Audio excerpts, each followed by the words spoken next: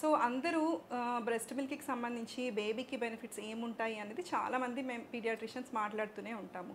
But మదర్‌కి కూడా ఎన్నో బెనిఫిట్స్ ఉంటాయండి బ్రెస్ట్ ఫీడింగ్ ఇవ్వడం వల్ల. అదేంటి అనంటే మదర్ ఈజీగా వెయిట్ అనేది లాస్ అవ్వచ్చు first thing. And also uterus చాలా సాగుతుంది కదా ప్రెగ్నెన్సీలో. సో అది నార్మల్ సైజ్‌కి వెళ్ళడానికి హెల్ప్ చేస్తుంది బ్రెస్ట్ ఫీడింగ్ ఇస్తే కనుక.